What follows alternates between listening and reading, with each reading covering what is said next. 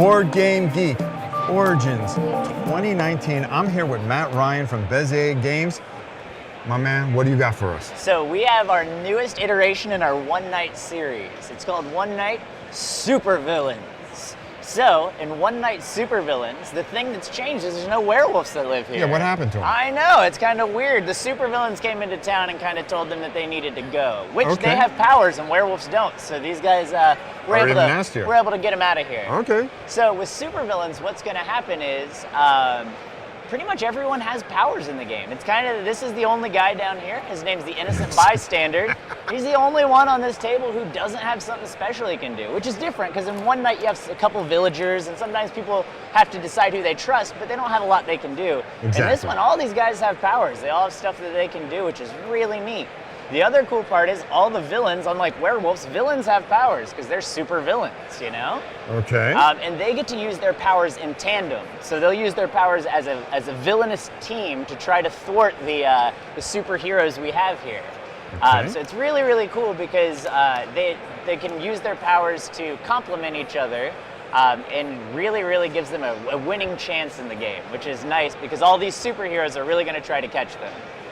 The other cool thing is you're no longer killing a werewolf, which can be a little sad. Yeah, a little sad. You don't want to kill anybody. Yeah, especially with how happy you are. Yeah, exactly. This one you're capturing a supervillain, so you're trying to capture them, not kill them. You just want to catch them so you can try to reform them. Same thing here is instead of a tanner who kind of wants to die, the tanner doesn't like his job and wants to die. Right. Instead, we have a mad scientist who's committed some act of villainy. And he feels really bad about it though, so he wants to get caught. And so he kind of acts as the tanner would, where he's trying to get people to vote on him so he can get caught and he can change his ways. Right.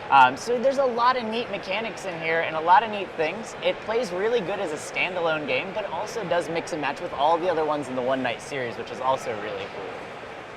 And I don't know if you noticed the redo on the art style. It's the same artist from all the One Night games, but he's done it in a like 90s Cartoon Network-y, Nickelodeon-esque feel, and it gives you that nostalgia feeling when you play too, which I really enjoy. And it looks very Nickelodeon kind of thing going on, which is really cool. Super appealing, super family friendly. You can break it out and play with just about anybody.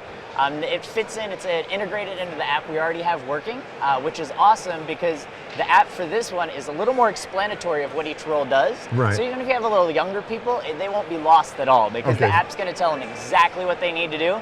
I know in One Night sometimes it's like, do this. This one, it tells you exactly what to do and what you can and can't do after that. So it's really, really great to break out and play with anyone you're playing with. So when can we expect this? This is out. This one's it's out right now. Yeah, it's available now. A couple months ago is when we finally had our release on it, and it's ready to rock and roll. So definitely pick it up. All right, there you go, Matt. Thank you so much for showing us this. No, it's always a pleasure coming and talking to you guys. I'm glad to have you here. There's no doubt about it. For your old pal Rob, guys, we'll see you soon.